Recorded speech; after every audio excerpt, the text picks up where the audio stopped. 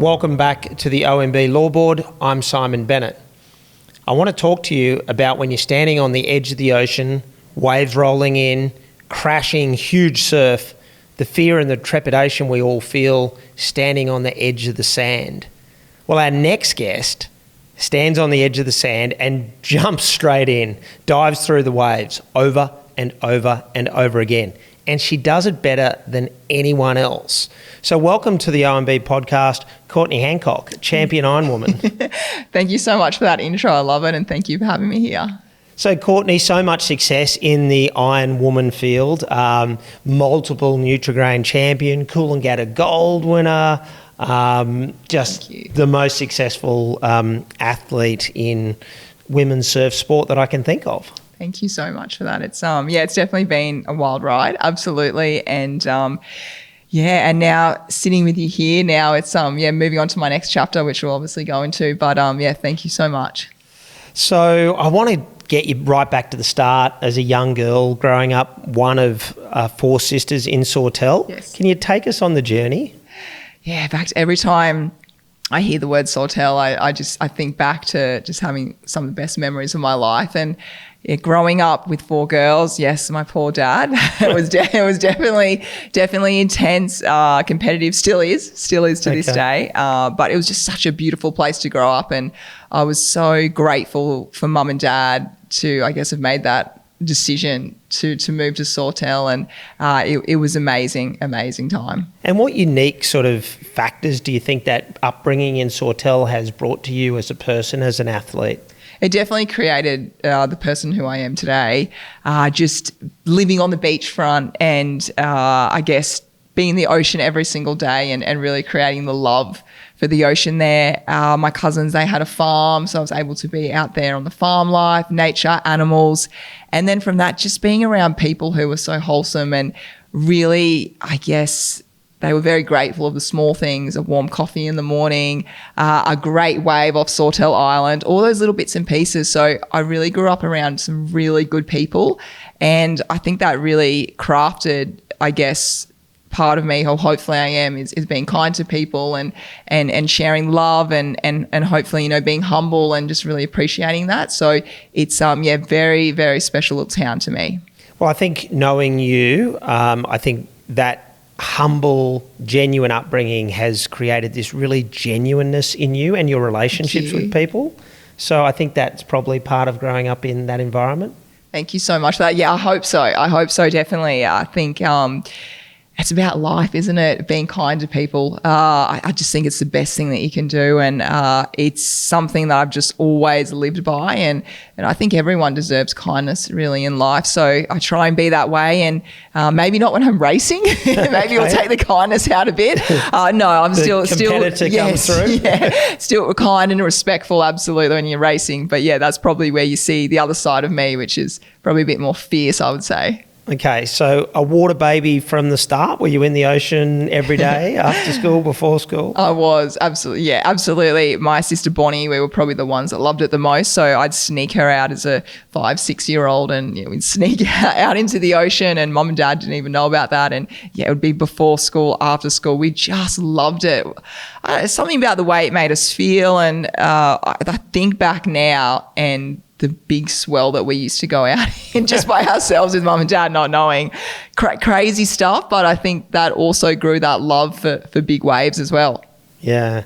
You talked about your sister Bonnie, and it's amazing that two such wonderful athletes from one family. Bonnie, an amazing surf athlete in her own right, paddled around Australia recently. Crazy. She is crazy. Tell us about the dynamics of that relationship. Was it one of competitive? Was it supportive? Did you fight? Tell us about that as athletes. Yeah, absolutely. Well, we all kind of started off as athletes, I guess. My older sister, Georgia, was a great runner. My sister, India, she certainly could have been an Ironwoman if she wanted to, very talented. So we were all really active, loved sport, but Bonnie and I were mentally wanted to do it. And that's, obviously, I guess when you want to be successful as an athlete, you've got to have physically, but also mentally is, probably the most part of all of it. So we were so competitive. Bonnie used to do, and she loved me sharing these things. She'd pretend. pretend that she'd have a stitch when we'd be running, and she'd, oh, Connie, and she'd kind of almost be on the ground, and then I'd go, oh, Bonnie, you okay? And then she'd sprint off and beat me. Oh, God. So, and we're probably still competitive today if we were to play a board game or something like that. I'm sure the knives might come out, but I think it pushed us to be better. I never realised Bonnie and I being so competitive training because it was our dad and Bonnie and myself, and just so competitive. And you don't want your younger sister beating you. True. And then she was pushing herself to beat me. I was pushing myself to beat her. But we really helped each other as well. But it definitely got pretty fierce towards the end. But when we raced, we were definitely allies, which I loved, and I hope Bonnie can. And I know that she is very grateful and remembers that, I just want to be a big sister and look after her. And that was the first and main job I really wanted to have. So you celebrated each other's success. Yes. It was really hard celebrating successes, definitely. But on the other hand, when there'd be races where one would be the other way, and that was hard. So one would be celebrating, the other one wouldn't. And I think that was definitely hard. I think getting in the car after a race and being there with our family, and someone's really excited and the other person isn't. So the debriefing of races would be tough. That was tough. Absolutely. Yeah. So let's talk. Was there a moment in time when this young girl from Sawtell started to realise that this could be more than sport and it was going to be a career? It was, I always remember this moment. I was 15 years old, and it was the Australian Ironwoman Championships. And so everyone in Australia, it was kind of best in the world. So I guess you had the best under 16-year-old girls in that race. And I knew I could do it. But the moment I won and came through with that, there was a girl in it who was already in the Nutrigrain series, who was very, already getting sponsorship, already pretty much a professional athlete, who was, 15, 16-year-old. And I was just from Sawtell. No one knew who I was, and everyone was very shocked by that. But I knew in myself that I could do it. And I would do crazy things, like when I'd watch Home and Away at night, in the breaks, I'd do 100 sit-ups.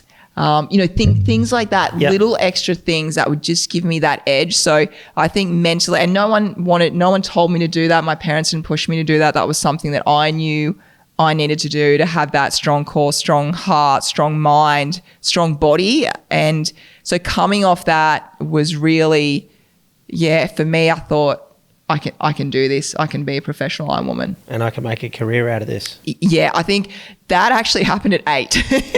I saw Carla Gilbert on TV, and I thought, that's exactly what I want to do, and I'm going to do everything possible to get me there. And you did. And I did, and I got there. Yeah. And Carla's one of my best friends now, so it's all weird how that comes around. Oh, that's fantastic. So I want to sort of transition a little bit. I'm skipping huge amounts of the story because from there, you multiple winner of the Ironwoman Series Nutrigrain, Coolangatta Gold successes. You won everything. Let's face it, you're amazing. Thank you. But then let's talk about that blend of the business and the sport, because it became a business, and you've got brand and you've got sponsorship and you've got contracts. Run us through some of the importance of understanding the business and the sport. Well, I wish back when I was 18, 19, I knew you, Simon, back then. Let's just say that. I think I went into it a little bit naive, and my parents they would have as well, because there wasn't that understanding. And I think the main, I guess, I'd have to say, looking back, not that you make mistakes because you've got to live and learn, but that value of your time. So I guess I undervalued that a lot, I think. So in contracts, as an athlete, you need to train. You need to train to win, to perform. If athletes don't do that and they're carried away somewhere else, well, then you're not going to get that result, and then sponsors don't want you. So it's that roundabout way that I didn't have the value on my time. So that's where I think it really went wrong. Not that it didn't really, I guess, catch up with me till I was probably about 28. So I probably had 8 years where it really worked, and maybe being younger, you have a lot more energy and you can be in a lot more places. But I think certainly late 20s, I guess I started to feel tired, being dragged around, doing too many things. And I definitely have learnt a lot, and I've still probably got a lot to learn in that space at the moment, which even these days it's changed a lot with Instagram and social media. But back then, my first sponsorship as an 18-year-old was $5,000, no contract. It was just put in the bank, monthly, and that was pretty much what I was living off while working and studying. And so I knew, I guess, that the value of money, you had to work very hard for it. I knew that from a really early age. So that was kind of another driving force for me to, I guess, be smarter in the way that contracts would come about. And also the main thing you spoke about, businesses, aligning yourselves with businesses that they have the same values, morals, and I guess they speak true of what you believe in, don't they? And they represent you. And so that because was... it's a brand, right? There's brand Courtney Atkinson. Yes. There's brand Courtney Hancock. Yes. There's brand Roger Federer. Absolutely. So, these athletes, they develop their own brand. Yeah, totally. And that's a way of, and a lot of people, I guess a lot of younger athletes in our sport especially have said, how do you create a brand? Like how do you sell yourself? What do you do? And it's like, you've got to be you. There's no point copying anyone. You've got to be yourself, how you race, how you present yourself. You can obviously look up to people, but you've got to be yourself. So for me, I think the biggest factor that came in was everyone found out pretty quickly I love pink. So I had pink ribbons in my hair, and that kind of went off there. And then I had a company that wanted to sponsor me and have, pink. There was a hair company that had pink board and ski. They loved that because their logo was pink. And it kind of just started from there. And I guess for myself, I started learning, okay, this is how it works. Yeah, absolutely. So for the young athletes out there, the importance of contracts, understanding the value of your brand, understanding the commitment, what are you going to have to deliver? How's payment going to work? How much of your time are you going to have to give? What sort of input would you have, or what guidance would you have for those young athletes sitting about, getting those contracts, reading them? What should they be thinking about? Yeah, there's a lot, isn't there? Definitely having that circle around you of good people. And you need that in life, whatever you're doing. So having that circle of people that you trust and they want the best for you, that would be my first advice. And then I guess the key word that you said then was time. How much time? And everyone's different with time. So how much can you realistically fit in a week? I think for me right now, I'd be looking at a week. What do I do? Where's my free time? How much extra time do I have? And work that around your training sessions and what's there, and also factor in your recovery. But recovery is not doing something for a brand. That's time for yourself, recovering your body and mind. So where can we fit that in? And I think that will then come back to, am I going to sign this deal? Am I going to go from there? And then, as we spoke about before, does it represent me as a person? Yeah. So getting those specifics right is super important to ultimately being a really good athlete and getting good performance. Absolutely. Absolutely. You should never, ever give anything up. You should never, I guess, sacrifice your training to then that'll sacrifice on your performance. Sorry, what should I say? Reflection on your performance. So it's a really hard one, because how much has it changed these days with social media? The amount of time that young athletes are filming and then editing and making sure it's the perfect post to then put up, and then thinking about what they're saying. The mental, I guess, time and energy that you have to put into that is exhausted. I'm exhausted just saying that to you. So it's changed a lot, and it's but yeah, I think going back to having that circle around you is really important. Okay, well, let's pivot a little bit. I want to talk about women in sport. You're a trailblazer for women in sport. You're a role model for young women, and it's really difficult. It's so hard. I mean, congratulations, you're a new mum. Thank young you. Bobby. It's tough, right, being a young woman, or even a more mature woman with a family and all those sorts of things. Let's unpack that a little bit, shall we? Yeah, there's a lot to unpack there. It was very different. I guess where my life is at, if we were sitting here even 2 years ago to where it is now. And it's being a female, I guess, in sport, you take it back to, okay, do I want to have babies? And then, okay, all right, so I want to have babies, and say you're in the middle of your career, what do you do? the best thing I could do for myself back then was doing all the checks, making sure that I am able to have a baby. Is there anything I can do that's going to, I guess when I get to that time, make sure that I still can, looking after myself.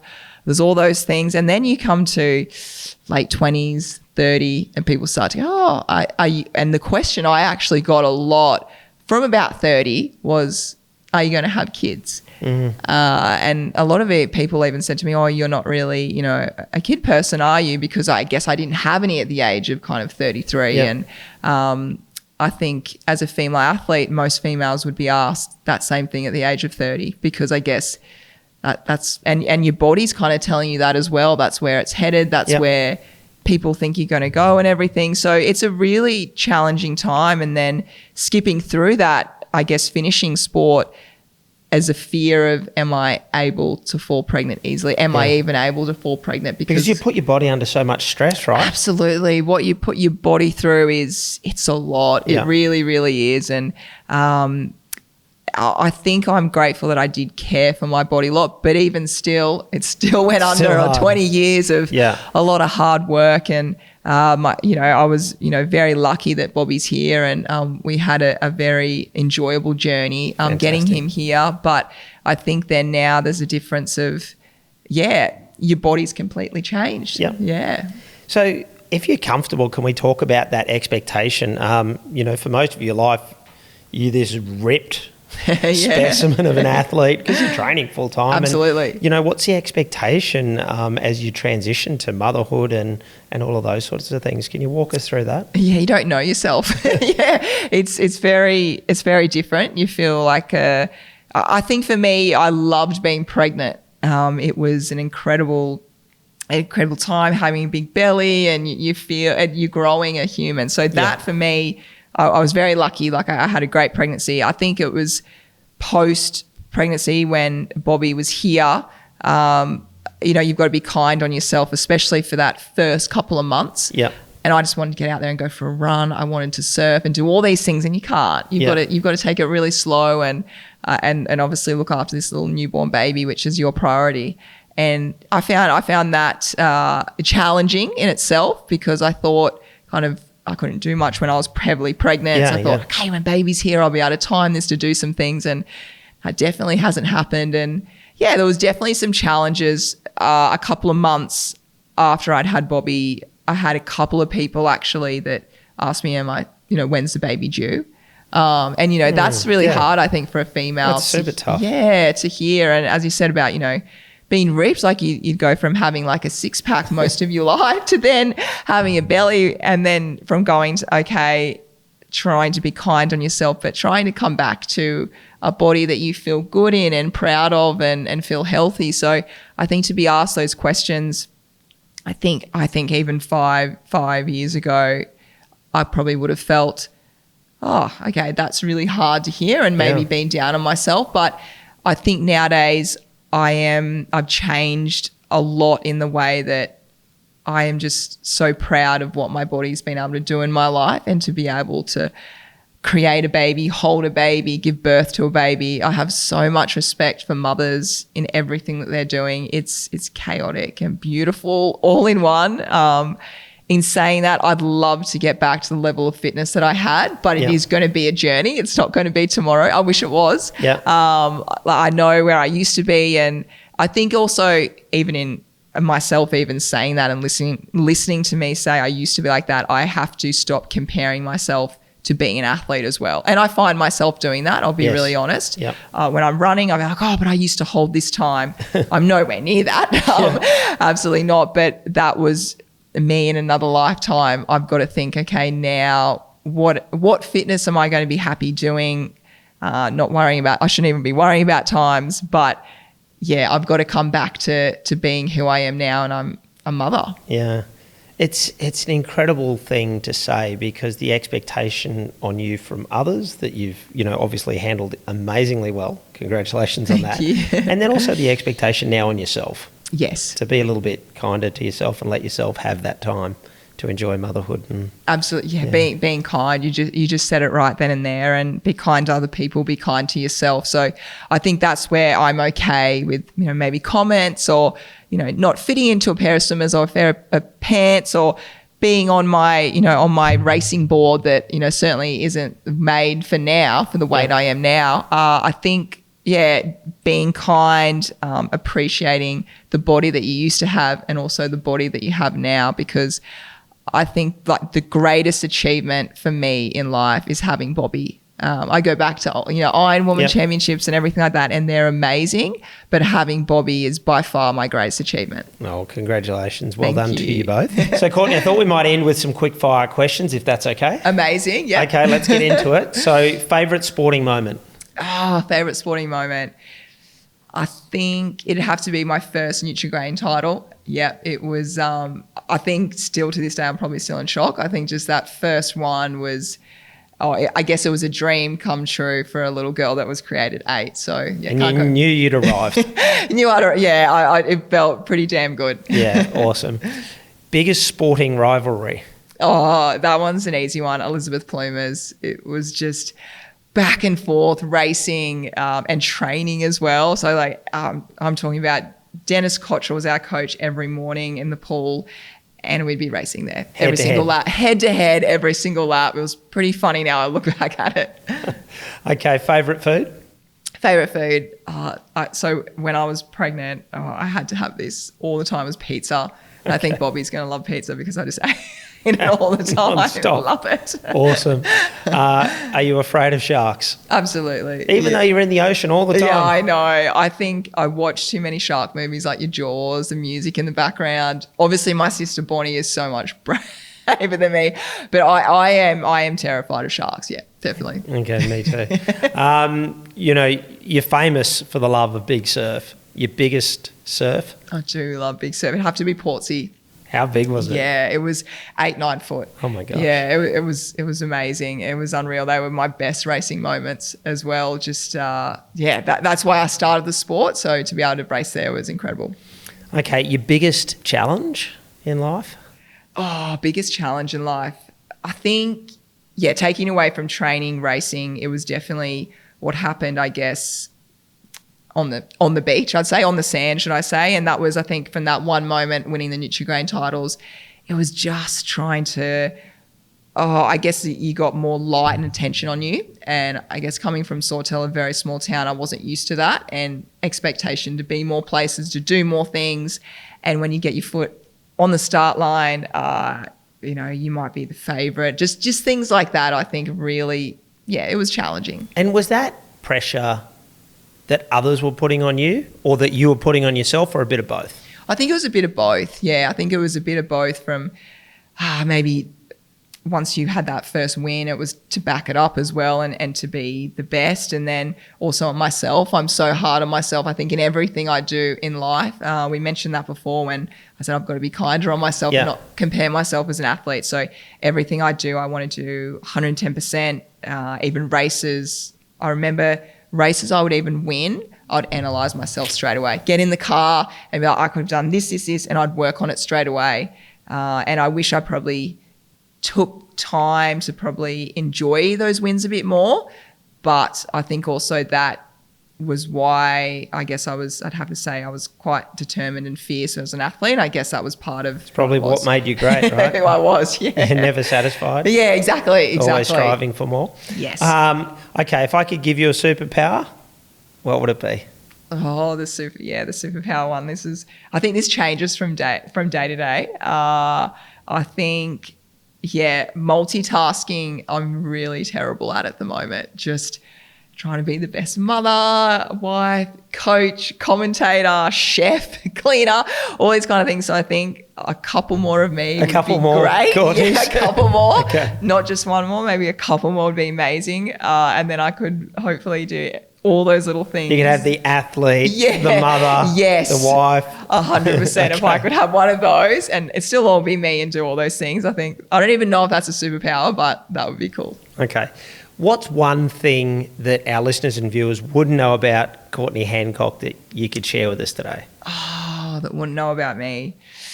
I think, actually, yes, here's one. I was going to go with something else, but I've actually... Okay. I am terrified of the dark. Oh, really? And yeah, I don't know why. Do you sleep with the light on? Yeah. Night I've light? got like a little night light. Yeah. My husband Nick doesn't like light on. He likes a pitch black, but I'll just turn it on when he's asleep. But I'm just terrified of scary movies, and maybe it comes from that. But I just am terrified. I have my dog just sleep right there. I don't know what it is, but it's never changed. Fair enough. Yep. So, Courtney, thank you so much for spending time with us today. I think when we started, I talked about standing on that beach and the massive waves crashing in. And there's a lot of us, particularly, our listeners and viewers today, who find themselves standing on that beach. And maybe some of the information you've shared with us, particularly for young sports people and particularly young women in sport, have learnt, hey, let's just dive straight in, time and time again, until you get what you want. So it's been really insightful. Thank you so much. No, I loved being here. Thank you. And thank you so much for staying with us today. And I'm sure you found it so informative, and what a wonderful guest. And we look forward to seeing you next week on the OMB Law Board.